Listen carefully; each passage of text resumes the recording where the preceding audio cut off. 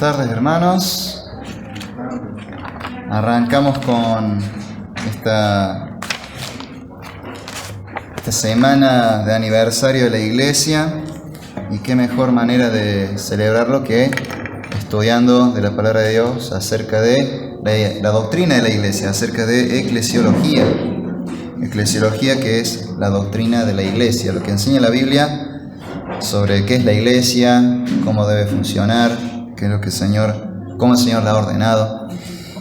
Y ahora que es un tema bastante complejo, se pueden tocar muchos subtemas. Y yo hoy voy a hablar de uno de los temas que más me gusta, que son los medios de gracia en la iglesia. Para empezar, quiero que me acompañen a la segunda epístola del apóstol Pedro. Segunda epístola del apóstol San Pedro, al capítulo 3.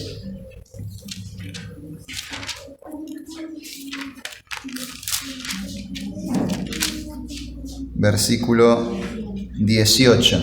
Segunda de Pedro, capítulo 3, versículo 18. Así dice la palabra del Señor. Antes bien, creced en la gracia y el conocimiento de nuestro Señor y Salvador Jesucristo. A Él sea gloria ahora y hasta el día de la eternidad. Amén. El apóstol termina esta última epístola suya con esa exhortación. Nos anima a continuar creciendo en la gracia y en el conocimiento de nuestro Dios. Nuestro crecimiento en la gracia está directamente relacionado con el conocimiento de Dios y, por lo tanto, con los medios de gracia que Dios ha ordenado. Los medios de gracia son muy importantes para que precisamente podamos crecer en la gracia, crecer espiritualmente. Y Dios nos ha dado como un instrumento para lograr esto, los medios de gracia. ¿Qué son los medios de gracia? Bueno, Spurgeon en su catecismo, casi al final del catecismo de Spurgeon, en la pregunta número 71, nos plantea esta pregunta: ¿qué son los medios de gracia? Puntualmente dice así: ¿cuáles son los medios externos y comunes mediante los cuales el Espíritu Santo nos comunica o nos imparte los beneficios de la redención? Y responde: los medios externos y comunes por los cuales el Espíritu Santo nos comunica los beneficios de la redención de Cristo son la palabra, por medio de la cual las almas son engendradas a la vida espiritual; el bautismo; la cena del Señor; la oración y meditación, por medio de los cuales los creyentes son edificados más y más en la santísima fe.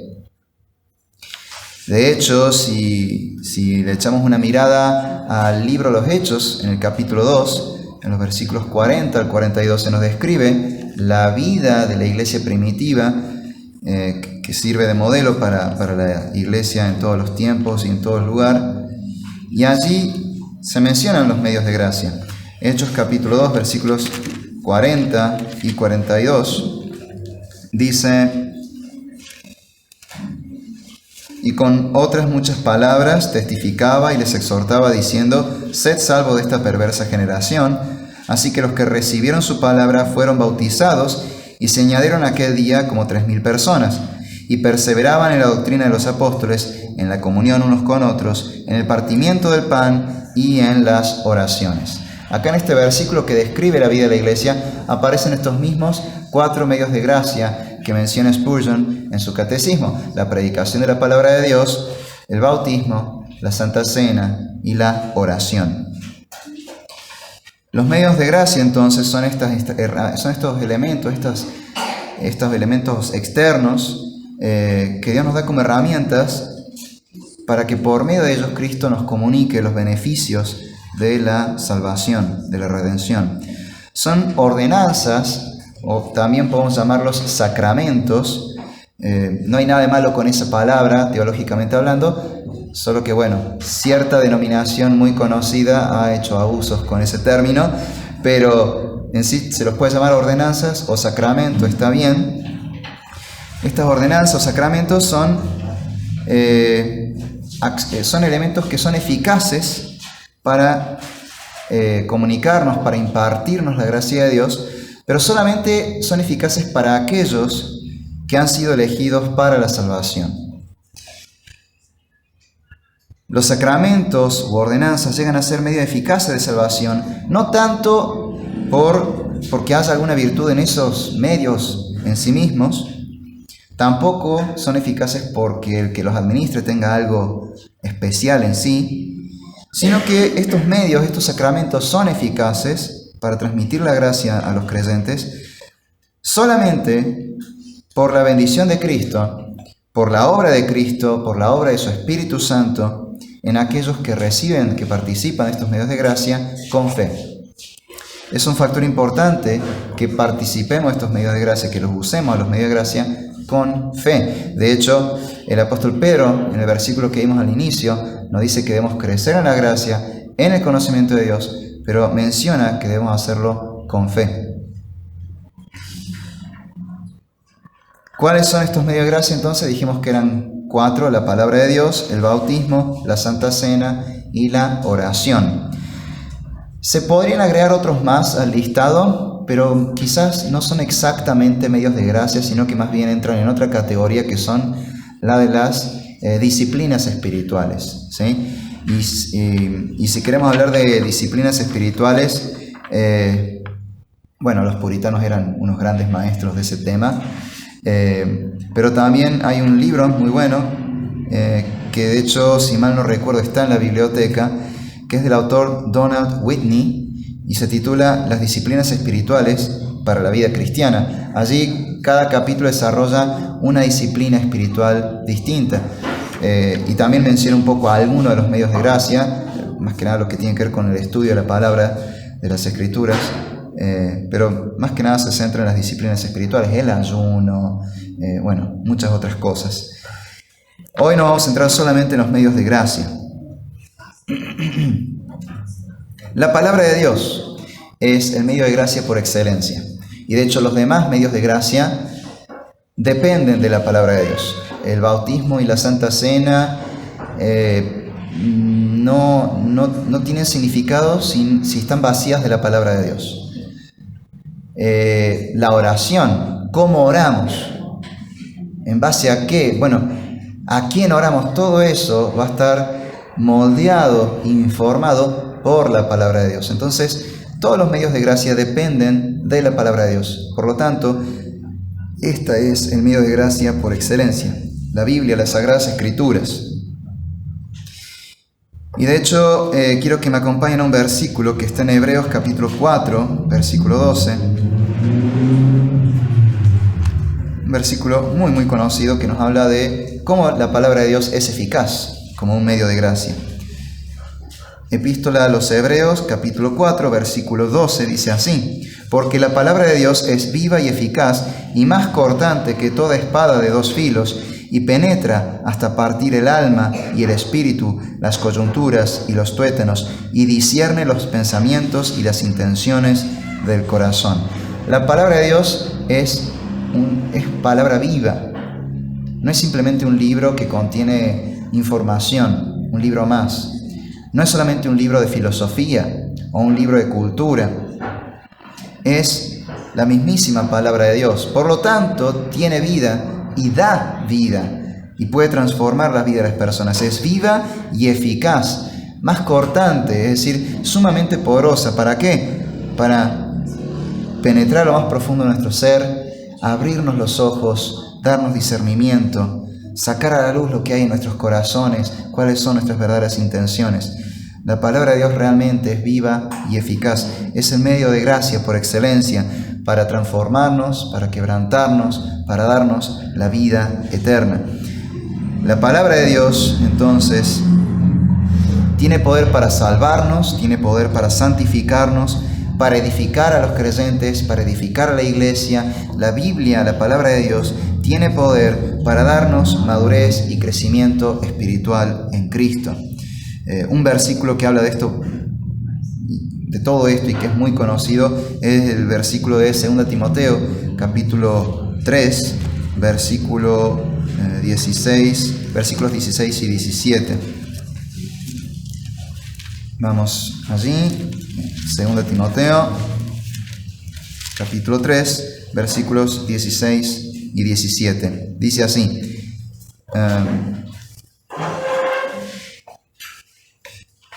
2 Timoteo 3. Acá está.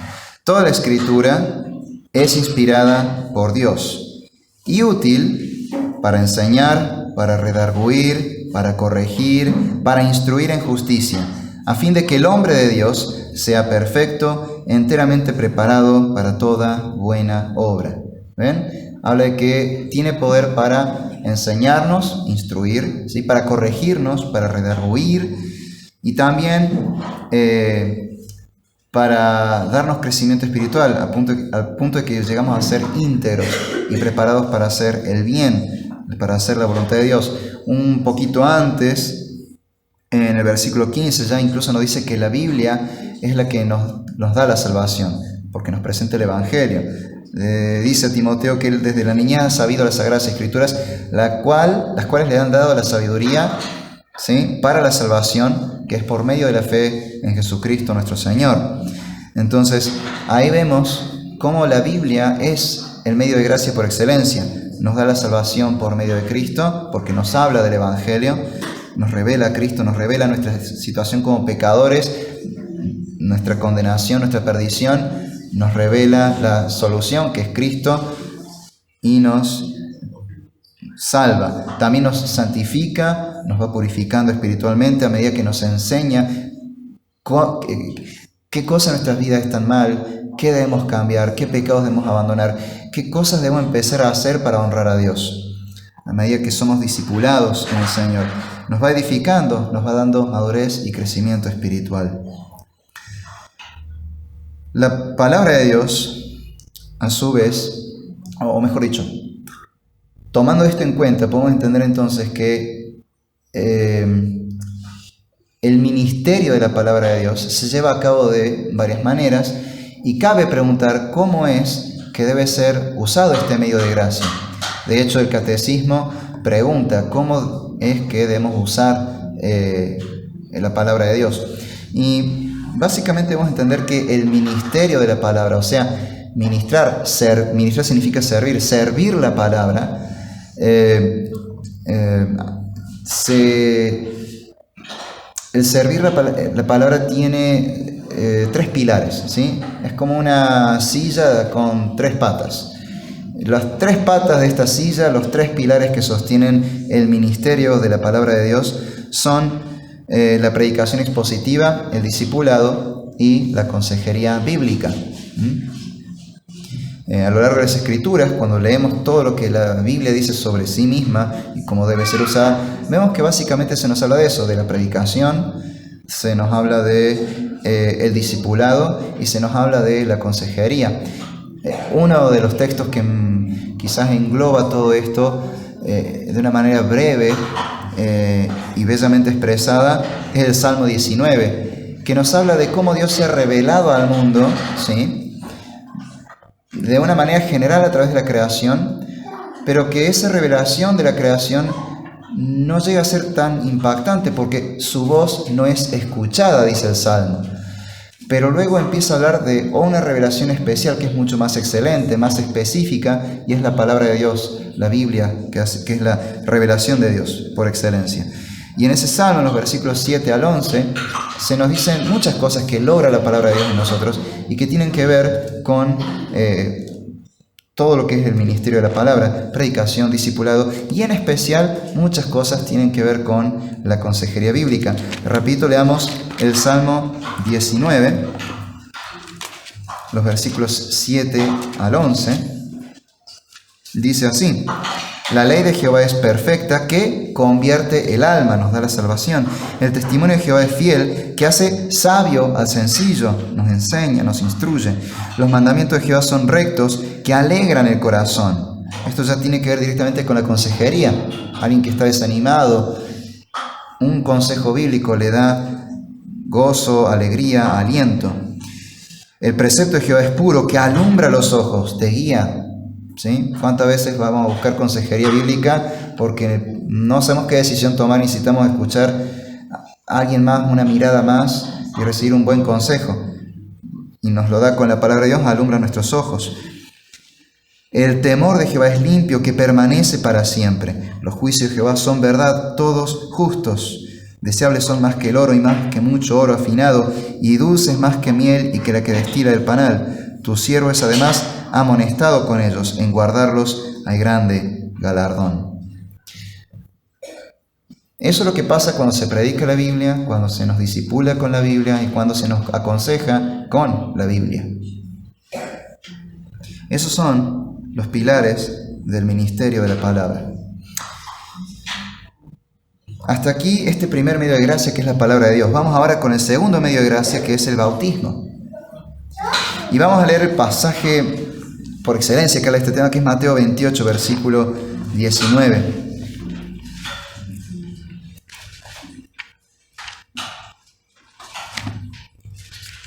Mateo 28, versículo 19. Cristo resucitado envía a sus discípulos a predicar el Evangelio, ¿sí? Les da la gran comisión. Entonces dice: por tanto, id y haced discípulos a todas las naciones, bautizándolos en el nombre del Padre y del Hijo y del Espíritu Santo.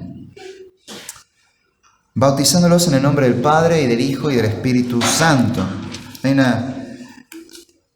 Aquí se instituye el bautismo, ¿sí? En realidad el bautismo ya existía en los tiempos del Antiguo Testamento. Y de hecho cuando comienza el Nuevo Testamento ya aparece el bautismo con Juan el Bautista, y la gente, vemos que es como algo normal, la gente lo tenía como algo muy conocido, porque de hecho es algo que aparece ya en los tiempos de Moisés, pero había distintos tipos de bautismos, cada uno con un significado distinto. Este bautismo del que habla Cristo, que es el bautismo de la iglesia, es distinto. Es un bautismo que tiene que ver con la salvación, porque es el testimonio público de que Cristo nos ha salvado. Esta es la estrecha relación que hay entre el bautismo y nuestra salvación. Habla de la obra redentora de Cristo en nuestras vidas. Por eso, en el Evangelio de Marcos, en el mismo pasaje de la Gran Comisión, pero en el Evangelio de Marcos, ya en el versículo 15 y 16, se hace una relación muy directa entre bautismo y salvación. Dice: id por todo el mundo y predicad el Evangelio a toda criatura. El que creyere y fuere bautizado será salvo, mas el que no creyere será condenado. El que creyere y fuere bautizado será salvo. Hay una estrecha relación entre la salvación, el creer, tener fe en Cristo, y el bautismo. Pero luego aclara: el que no cree no es salvo, es condenado. Entonces, claro, la salvación es por creer en Cristo. Pero entonces, ¿por qué antes hace esta relación entre el que cree y es bautizado será salvo? Pues porque el bautismo justamente es el primer paso de obediencia que da un creyente. La persona que se arrepiente de sus pecados y pone su fe en Jesucristo, entiende lo que el bautismo significa, lo que está explicando de manera física, está hablando a través de medios físicos de una realidad espiritual, de algo que pasó en su vida, un cambio, un nuevo nacimiento, un lavamiento, una purificación, su redención justamente. Ha muerto al viejo hombre, ha nacido una nueva vida que le da Dios por medio de Cristo, y esta nueva vida es para la gloria de Dios. Eso es lo que representa el bautismo. El que creyere entonces sabe que tiene que pasar por este testimonio público, este paso de obediencia al Señor, ya que es una ordenanza del Señor para su iglesia. El Señor ordena que todos sus creyentes, todos sus discípulos, en el momento de creer, deben bautizarse, ¿sí? Es extraño que una persona se diga creyente, y pasen los años y vaya a la iglesia y quizás hasta sirva, pero nunca se bautizó, ni quiere bautizarse. Eso es mal síntoma. Porque el Señor dice, el que crea debe ser bautizado. A los que creyeren, bautícenlos en el nombre del Padre y del Hijo y del Espíritu Santo.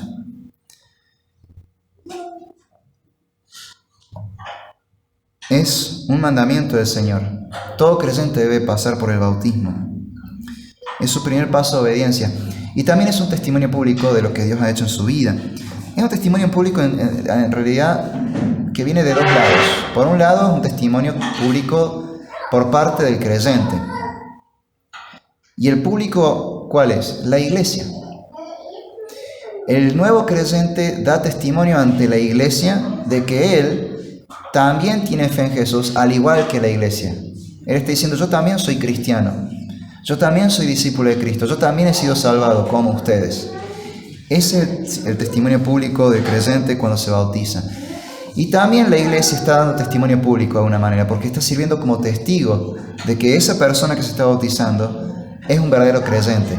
La iglesia está dando testimonio público de que considera que verdaderamente esta persona ha sido salvada, porque ve una vida transformada, ve que esta persona realmente ha creído en Jesucristo, ve un cambio en su vida, ve que esa persona ha dejado el pecado, se arrepiente de sus pecados, ama al Señor, cree en Él. Entonces la iglesia está, al ser testigo del bautismo, básicamente está dando su aval y diciendo, este testimonio de esta persona es verdadero, realmente él es salvo, realmente él es creyente, él también, damos fe de que él es un auténtico discípulo de Cristo. De modo que en el momento en que un creyente pasa por las aguas del bautismo delante de la iglesia y la iglesia aprueba ese bautismo, esa persona automáticamente está siendo miembro de la Iglesia Universal de Cristo. Esa persona automáticamente a partir de ese momento puede ser considerada un hermano en Cristo oficialmente. Es la declaración oficial de que esa persona es un hermano en Cristo. Es miembro de la Iglesia de Cristo que está dispersa por todo el mundo, que está presente en todo tiempo y en todo lugar.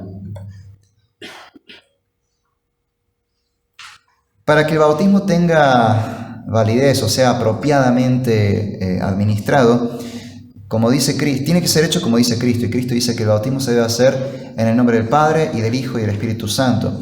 Ahora esto plantea una pregunta, porque uno lee el libro de los Hechos y se dice que los apóstoles bautizaban en el nombre de Jesucristo. Y uno dice, ¿en qué quedamos? ¿Se bautiza en el nombre de la Trinidad o en el nombre de Jesús solamente, del Hijo? Bueno, ¿qué significa que sea el nombre del Padre y del Hijo y del Espíritu Santo? Significa que está haciéndose en el nombre de Dios, en el nombre del Señor. Es decir, con la autoridad del Señor, con su aprobación, delante de Él. Y Cristo es el Señor, Él es Dios hecho carne. Por eso es que el Nuevo Testamento, cuando dice que los apóstoles bautizaban en el nombre de Jesús, no está diciendo que no lo hicieran en el nombre del Padre, del Hijo y del Espíritu Santo. Lo que está diciendo es que ellos lo hacían con la autoridad dada por el Señor, y lo hacían con la aprobación del Señor, y lo hacían delante del Señor, en su presencia. Ahora, esto también nos habla de cómo esto es un medio de gracia, ¿sí? El bautismo, efectivamente, al ser hecho como por orden de Dios, delante del Señor, y con su bendición, con su aprobación, sirve como un medio de gracia eficaz. Pero para eso, obviamente, el que se bautiza debe tener fe en Jesucristo. El que creyere y fuere bautizado será salvo, pero el que no creyere será condenado. Es necesario que el que se bautiza tenga fe en Jesucristo. Si no, ese bautismo no tiene validez. Porque es muy simple. Esa persona está dando un mensaje que no es cierto en su vida. Se está sumergiendo en aguas para decir que Cristo lo salvó cuando realmente él no cree en Cristo. Entonces no tiene sentido. Por eso dice el apóstol Pedro en su primera epístola que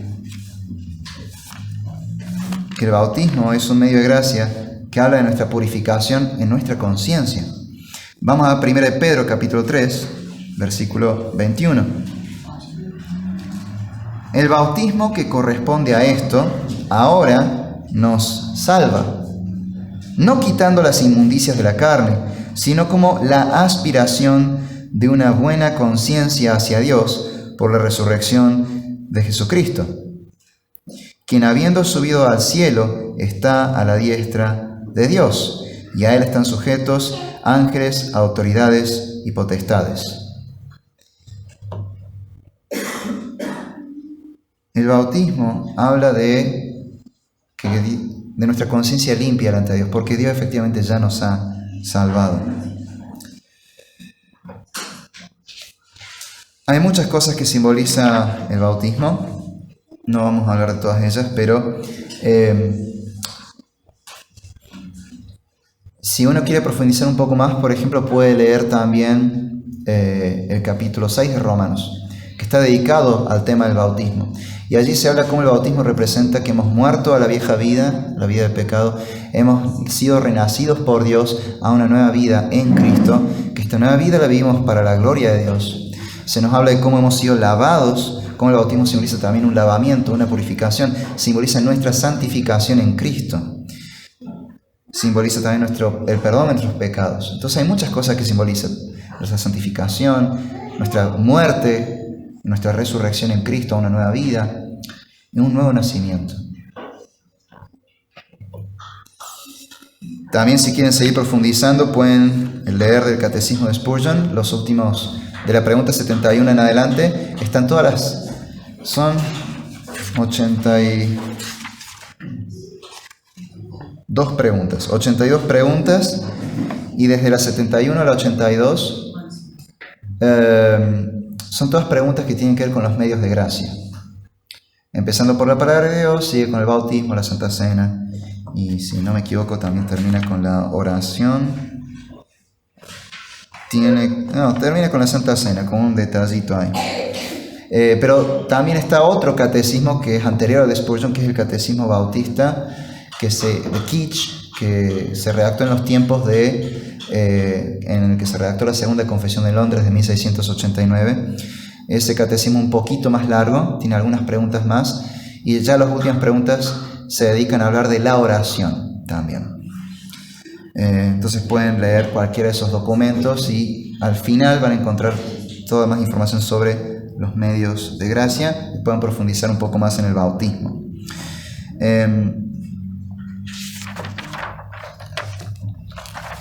Vamos a hablar un poco entonces ahora de la Eucaristía o Santa Cena o Cena del Señor.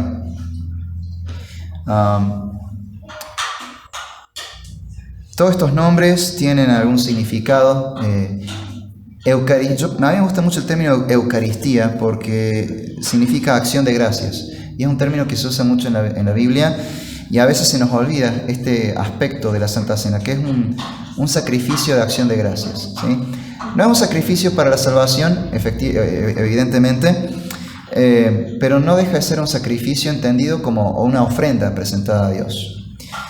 Una ofrenda en la cual simplemente le damos gracias al Señor. ¿Por qué? Bueno, primeramente por la salvación en Cristo, principalmente por eso. Pero también se le da gracias por otras cosas también. Cualquier bendición que hayamos recibido del Señor, precisamente porque estamos en Cristo. Pero es más que todo para darle gracias por la salvación y todas las demás bendiciones que el Señor nos da en Cristo. Por eso me gusta mucho este término Eucaristía, acción de gracias. El Señor, de vuelta, la Eucaristía o la acción de gracias, la Santa Cena, ya existía desde antes en el Antiguo Testamento. Se le da Dios a Moisés con la cena pascual cuando estaban en Egipto, y cuando Cristo celebra esa última Pascua con sus discípulos, la resignifica, o mejor dicho, Él la explica y les da a entender a sus discípulos que todo eso que venían celebrando milenios significaba lo que Cristo estaba por hacer en unas pocas horas en la cruz. Y allí se instituye la Santa Cena con este significado ya explicado. Y se nos, de vuelta, es una orden, una ordenanza del Señor que la Iglesia debe observar, debe cumplir. No puede ser que una persona sea creyente y nunca participe de la Santa Cena. Es una orden del Señor que participó en la Santa Cena, que es otro medio de gracia, un medio a través del cual Él nos imparte de sus bendiciones especiales. Sin embargo, aunque se instituye en los evangelios, vemos el momento en que Cristo explica la Santa Cena y se la da a la Iglesia. Yo voy a leer otro pasaje que es similar y que está en una de las epístolas del apóstol San Pablo. Así que vamos a 1 Corintios, capítulo 11.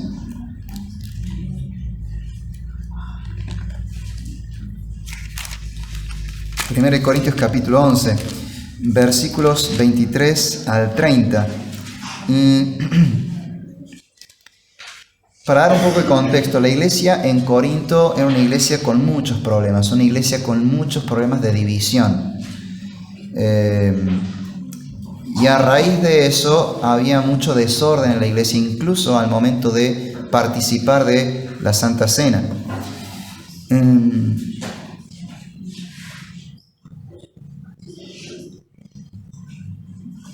Y Pablo escribe esta epístola para poner orden en la iglesia y llega el momento en que va a poner orden sobre esta temática. Él empieza a resolver ciertos asuntos que sabía que estaban mal en la iglesia y bueno, llega al punto de decir, bueno, con respecto a la Santa Cena, a ver, corintios, están haciendo mal, corríjanse, y les empieza a explicar varias cosas. Les repite lo de la institución dada por el Señor en la última cena y les advierte sobre participar indignamente de este medio de gracia. Entonces vamos a leer 1 Corintios capítulo 11, versículos 23 al 30. Porque yo recibí del Señor lo que también os he enseñado, que el Señor Jesús, la noche que fue entregado, tomó pan y habiendo dado gracias, lo partió y dijo, tomad, comed, esto es mi cuerpo, que por vosotros es partido. Haced esto en memoria de mí. Asimismo, tomó también la copa, después de haber cenado, diciendo, esta copa es el nuevo pacto en mi sangre. Haced esto todas las veces que la bebierais, en memoria de mí. Así pues, todas las veces que comiereis este pan y bebiereis esta copa, la muerte del Señor anunciáis, hasta que Él venga. De manera que cualquiera que comiere este pan o bebiere esta copa del Señor indignamente, será culpado del cuerpo y de la sangre del Señor. Por tanto, pruébese cada uno a sí mismo, y coma así del pan y beba de la copa, porque el que come y bebe indignamente, sin discernir el cuerpo del Señor, juicio come y bebe para sí. Por lo cual, hay muchos enfermos y debilitados entre vosotros, y muchos duermen. Bueno,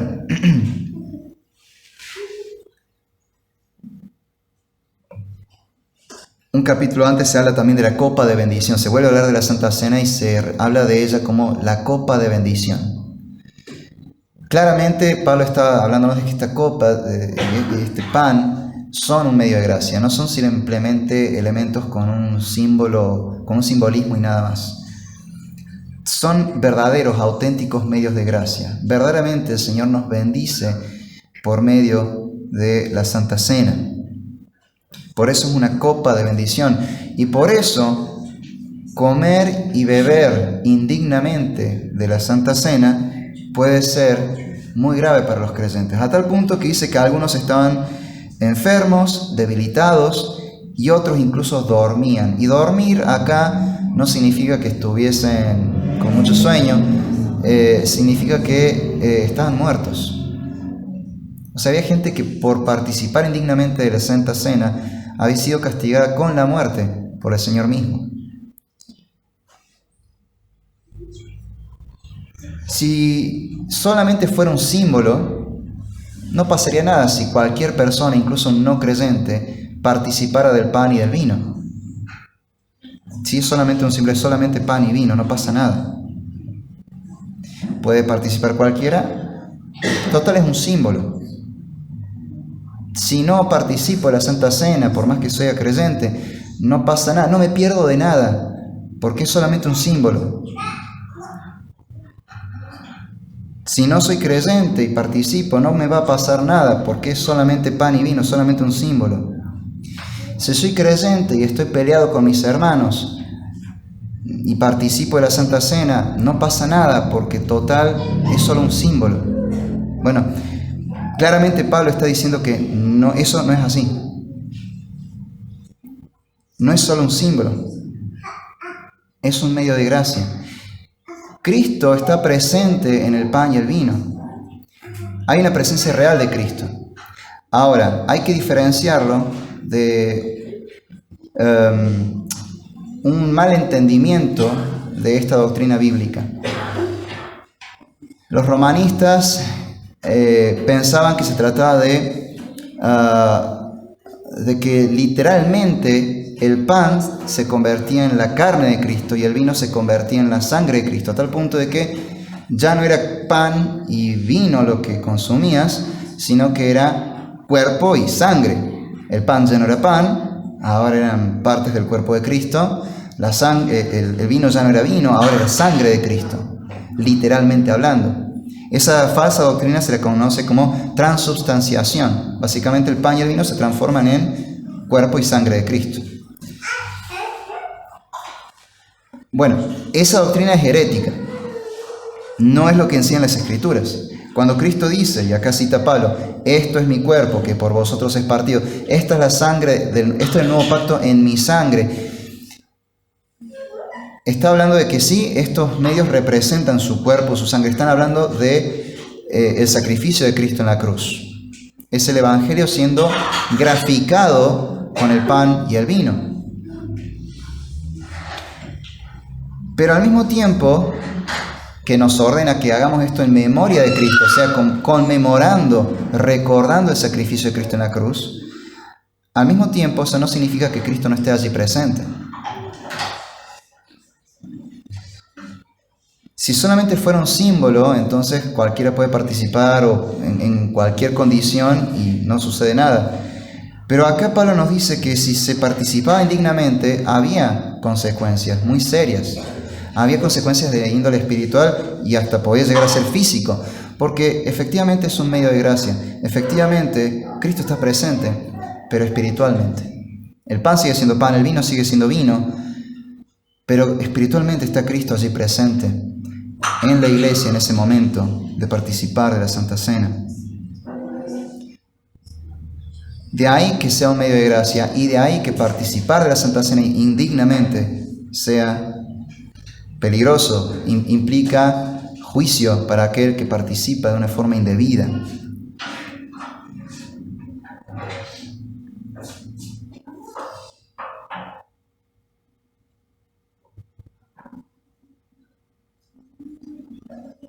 ¿Quiénes pueden participar entonces de la Santa Cena?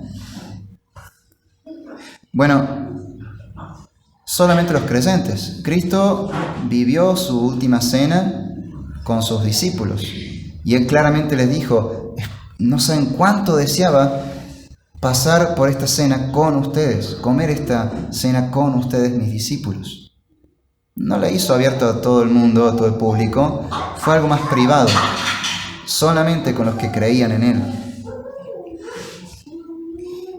La iglesia primitiva, ¿quiénes participaban de la Santa Cena? Solamente aquellos con quienes tenían comunión en Cristo. Partían el pan los unos con los otros, pero entre los miembros de la iglesia, los discípulos de Cristo.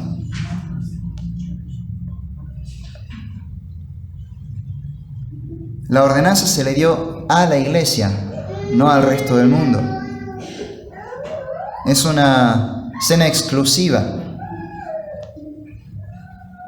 Tenés que pagar tarjeta, por así decirlo, para participar de eso. Es para creyentes. Un no creyente no puede participar de la Santa Cena. Él estaría participando indignamente. Pero ¿qué pasa si un creyente está peleado con otro hermano? ¿Puede participar de la Santa Cena porque es creyente? Y efectivamente no. Estaría comiendo y bebiendo juicio para sí. Acá Pablo lo dice, que quien participa indignamente sin discernir el cuerpo de Cristo. Y en este sentido no se está refiriendo solamente a lo que representa la Santa Cena, el sacrificio de Cristo en la cruz, que es lo que se está recordando, sino que también está hablando de el cuerpo místico de Cristo, que es la iglesia. Y por eso es tan importante el contexto de la epístola. Le está diciendo esto a una iglesia que está dividida, donde hay rivalidades, donde hay contiendas, donde hay sectarismos. Y le dice, están comiendo y bebiendo juicio para ustedes mismos. No están discerniendo el cuerpo de Cristo. No están entendiendo que ustedes, por medio de Cristo, tienen comunión con el Padre, tienen comunión con Dios y tienen comunión con su pueblo, que son sus hermanos en la fe, la iglesia. Y esto nos debe llevar a conectar este pasaje con algo que nos enseñó el Señor en el Sermón del Monte. Recordando que uno de los nombres de la Santa Cena es Eucaristía, ofrenda de acción de gracias. El Señor en el Sermón del Monte nos enseñó que si traes tu ofrenda al altar y antes te acuerdas que tu hermano tiene algo contra ti, deja tu ofrenda a un costado, anda primero, reconciliate con tu hermano y entonces sí, vení y presenta tu ofrenda ante el Señor. Tenemos que participar de la Santa Cena estando en paz con nuestros hermanos, estando en comunión con nuestros hermanos. Por eso también otro de los nombres de la Santa Cena es la Santa Comunión. Porque estamos recordando que por medio del sacrificio de Cristo tenemos comunión con Dios y con nuestros hermanos. Vamos a leer 1 de Juan, capítulo 1, versículo 3. 1 de Juan, capítulo 1, versículo 3. Lo que hemos visto y oído, eso os anunciamos para que también vosotros tengáis comunión con nosotros. Y nuestra comunión verdaderamente es con el Padre y con su Hijo Jesucristo. O sea, les anunciamos el Evangelio para que crean y tengan comunión con nosotros, sean parte del pueblo de Cristo, pero también nuestra comunión es, sobre todo, con el Señor. Y cuando participamos en la Santa Cena, que se está recordando el sacrificio de Cristo, se está conmemorando el Evangelio, se está predicando el Evangelio por medio del pan y del vino. En realidad se le está volviendo a predicar a la iglesia, pero esta vez para recordar a la iglesia que tengas presente el Evangelio siempre. Se le está diciendo a la iglesia, bueno, en Cristo ustedes tienen comunión con Dios. Y por eso también forman parte de una familia, del cuerpo de Cristo, del pueblo de Dios. Y por lo tanto tienen comunión con más gente, con los otros discípulos de Cristo, con los otros creyentes, con sus hermanos en la fe. Más adelante, en esa primera epístola de Juan, en el capítulo 4, versículos 20 al 21, nos dice, si alguno dice, yo amo a Dios, y aborrece a su hermano, es mentiroso. Pues el que no ama a su hermano, a quien ha visto, ¿cómo puede amar a Dios a quien no ha visto? Y nosotros tenemos este mandamiento de Él, el que ama a Dios, ame también a su hermano. Si yo participo en la Santa Cena porque yo soy muy creyente, amo a Jesús, como se decía en una época, soy un loco por Jesús, pero yo no amo a mis hermanos en Cristo, hay algo ahí que tengo que pensar, ¿realmente amo a Cristo? ¿Realmente amo al Señor? Tal vez sí, pero tengo que madurar algo en mi corazón, tengo que examinarme y ver cómo estoy delante de Dios. ¿Estoy amando a sus hijos? ¿Estoy amando a mis hermanos? Debemos participar dignamente de la Santa Cena. Antes de participar de la Santa Cena, debemos discernir el cuerpo de Cristo, es decir, nuestra relación con nuestros hermanos. Ponernos a cuenta con ellos y entonces participar, tomar de esta santa comunión, de esta acción de gracias que es la Cena del Señor. Otra cosa más que nos enseña el pasaje de Corintios es que cuando el Señor instituye esta Santa Cena, nos dice que lo hagamos en memoria suya, que cada vez que tomemos de la Santa Cena, participamos de ella en memoria de Cristo, en memoria del Señor, de lo que Él ha hecho en la cruz. Esa es otra diferencia con el catolicismo romano, que en la Eucaristía no solamente creen que el pan y el vino dejan de ser pan y vino y se convierten en cuerpo y sangre de Cristo literalmente, de modo que son una especie de caníbal de Dios, sino que además se cree que se está repitiendo el sacrificio de Cristo, porque claro, si estás comiendo el cuerpo y la sangre de Cristo literalmente, es obvio que estás volviendo a sacrificar a Cristo. Entonces nuevamente Cristo está muriendo por tus pecados. Bueno, siendo que no es literal esto, Cristo está realmente presente pero en espíritu, y esto solamente representa su cuerpo y su sangre. El memorial es solo eso en ese sentido, es un memorial, no se está sacrificando a Cristo otra vez, pero sí se está recordando el sacrificio que hizo Cristo, como dice Hebreos, una vez y para siempre, por nuestros pecados. En ese sentido, sí, la Santa Cena es un memorial, tenemos que entender correctamente ese punto. Sí, es un memorial, pero no es solamente algo simbólico. Cristo está presente espiritualmente en la Santa Cena, aunque el pan sigue siendo pan y el vino sigue siendo vino. Y por esta razón, los creyentes están recordando, haciendo presente el Evangelio en sus vidas, volviendo a reflexionar sobre la obra de Dios en sus vidas por medio de Cristo. Y también están participando de un medio de gracia por medio del cual Dios nos bendice a su pueblo. ¿Qué bendición nos da? Básicamente nos alimenta espiritualmente, ¿sí? Y quizás cuesta entenderlo un poco, pero cuando entendemos que estamos rememorando el Evangelio, a través de estos símbolos se nos está volviendo a predicar el Evangelio. Se está haciendo que nuestra vida se vuelva a centrar en el Evangelio. Y nosotros sabemos que el Evangelio, si bien es para nuestra salvación, también es para iluminarnos en el resto de nuestra vida en Cristo, de nuestra vida cristiana. Entonces, debemos vivir una vida centrada en el Evangelio. Y la Santa Cena hace eso, nos hace volver a centrarnos en el Evangelio. Por eso es que nos nutre en el Espíritu. Es el Evangelio visible y hecho presente una vez más. Por último, nos dice el apóstol Pablo que cada vez que participamos de la Santa Cena, la muerte del Señor anunciamos hasta que Él vuelva. Hay una mirada hacia atrás, hacia lo que ya sucedió, Cristo en la cruz, un memorial, pero también una mirada hacia el futuro, un mensaje escatológico, una promesa, una esperanza viva, hasta que Él venga, hasta que Él vuelva. Y el Catecismo de Spurgeon termina diciendo, en la última pregunta, la pregunta 82, ¿qué se entiende por las palabras hasta que venga, que son utilizadas por el apóstol Pablo refiriéndose a la cena del Señor? Ellas nos enseñan claramente que nuestro Señor Jesucristo vendrá por segunda vez, esto es, para la alegría y la esperanza de todos los creyentes. También nos nutre la Santa Cena porque nos está volviendo la esperanza. En medio de un mundo caótico, la Santa Cena nos dice, no todo está perdido, el Señor es soberano, tiene el dominio de todo y Él volverá para juzgar a vivos y a muertos. Y los justos heredarán la tierra. ¿Y quiénes son los justos? Los que han sido justificados por Cristo por medio de la obra que Él hizo en la cruz. Eso que estamos recordando en la Santa Cena.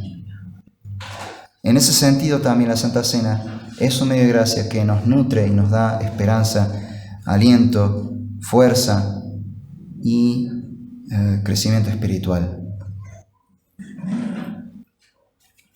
Por último, la oración como medio de gracia. La oración es en cierta manera, es otra forma de ofrenda para Dios. El Señor dice en Hebreos que nuestras oraciones pueden ser como una ofrenda de olor fragante para Él, que nos podemos acercar ante el trono de la gracia libremente por medio de la oración para clamar al Señor.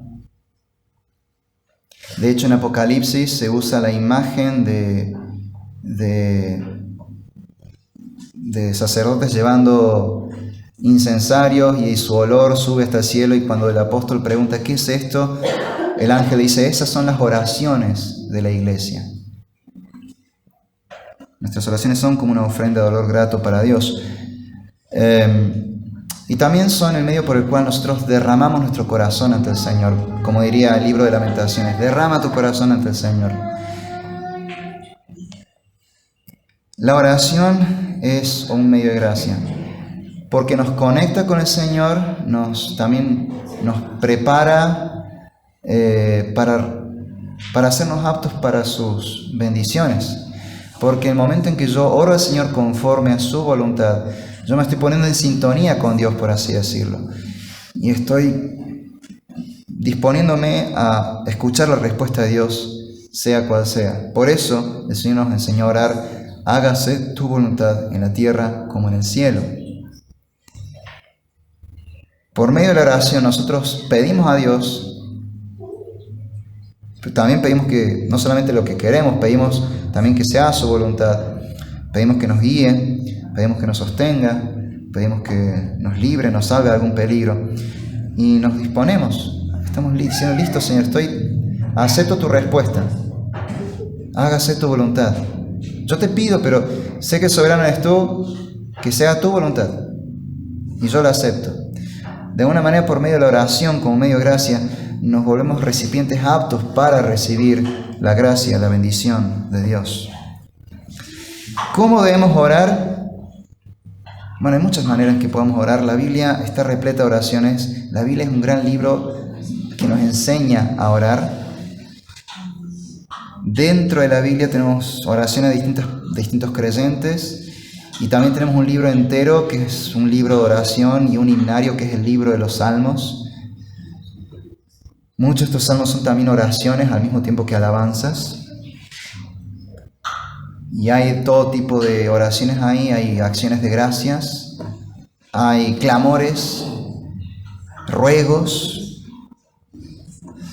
hay todo tipo de oraciones. Pero la oración por excelencia que más nos enseña a orar es la oración del Señor, también conocida como el Padre Nuestro. Es la oración modelo, y ha sido tan importante para la vida de la Iglesia que, por ejemplo, en el primer siglo, en los primeros 50 años de la Iglesia, cuando los apóstoles todavía estaban con vida, más o menos, para que entiendan, el año 50 después de Cristo es la época equivalente a Hechos capítulo 15. ¿Sí? Cuando los apóstoles tienen su primer concilio y resuelven qué hacer con los gentiles que se estaban convirtiendo. Año 50 después de Cristo se redacta el Didaché. La iglesia primitiva y de hecho el contenido de Didaché tiene mucho que ver con esa reunión, ese primer concilio en Jerusalén. Muy probablemente la Didaché haya sido fruto de ese concilio. Se escribe este libro Didaché, que significa la enseñanza, porque el título más largo es La enseñanza de los 12 apóstoles para los gentiles. Y es un libro de discipulado, o una especie de catecismo. Y cuando toca el tema de la oración, toma como modelo el Padre Nuestro y da la siguiente instrucción: que estos primeros discípulos se les instruye a que oraran el Padre Nuestro 3 veces al día, a la noche, a la mañana y a la tarde. Así de importante era el Padre Nuestro para la vida de la iglesia primitiva. Es más, haciendo honor a mi apodo, hay una película, El predicador cinéfilo, hay una película sobre la vida de uno de los primeros traductores de la Biblia, el que tradujo la Biblia al inglés, William Tyndale. Y la película arranca con unos niños rezando el Padre Nuestro en inglés, en una época en que todo eso se hacía en latín y ni se les ocurriera hacerlo en otro idioma. Y le preguntan: ¿cómo es que sabes hacer esto en la lengua de tu pueblo? Bueno, el tal pastor de tal catedral me enseñó a rezarlo en inglés. ¿Quién es ese hombre? William Tyndale. Hay que buscarlo, y les persecuta. Ahí empieza la película. Algo que los primeros traductores de la Biblia buscaban traducir como primeras enseñanzas para los creyentes era justamente, entre otras cosas, textos como el Padre Nuestro. Porque nos enseñan a orar al Señor, a hablarle, a dirigirnos a Él. nuestro Padre y nuestro Señor. Hay muchas, cada una de las peticiones tiene muchos significados. Por cuestiones de tiempo no voy a tocarlos, pero sí los animo a que lean del Catecismo de Kitch, el Catecismo Bautista de Kitch, que es este catecismo que se hizo en la época de la Confesión de Fe. Las últimas preguntas continúa hablando de la oración como medio de gracia y hace un análisis petición por petición. ¿Qué significa Padre nuestro que estás en los cielos? ¿Qué significa santificado sea tu nombre? ¿Qué significa venga tu reino? Hágase tu voluntad. El pan nuestro cada día dánoslo hoy. No nos dejes caer en la tentación. Perdona nuestras ofensas. Líbranos del mal. Analiza cada pregunta, analiza una por una las peticiones del Padre nuestro. Y la verdad que es preciosísima la enseñanza que hay ahí. Y el catecismo es breve, pero las enseñanzas son profundas y dan para escribir libros y libros por cada una de estas peticiones del Padre Nuestro. Yo los animo a que también puedan leer el Padre Nuestro y tomarlo como modelo de oración, sobre todo en esos momentos cuando uno está pasando por tiempos tan difíciles, está tan seco espiritualmente, tan desanimado y no sabe qué palabras decirle al Señor. Es bueno tomar una porción de Escritura y orar la Escritura. Y qué mejor texto que el Padre Nuestro. Para cuando no tenemos palabras, bueno, el Señor nos da esas palabras. Y es la oración un medio de gracia, cuanto más es la oración que el Señor nos enseña. Hasta aquí con los medios de gracia. Espero que de ahora en más, cada vez que participemos de la Santa Cena, que veamos el bautismo de algún nuevo creyente, cada vez que oremos o cada vez que nos expongamos a las Escrituras, podamos verlo con una mirada enriquecida por lo que el Señor dice en su palabra acerca de estos 4 medios de gracia por medio de los cuales Él nos bendice a los creyentes que hacemos uso de estos medios con fe.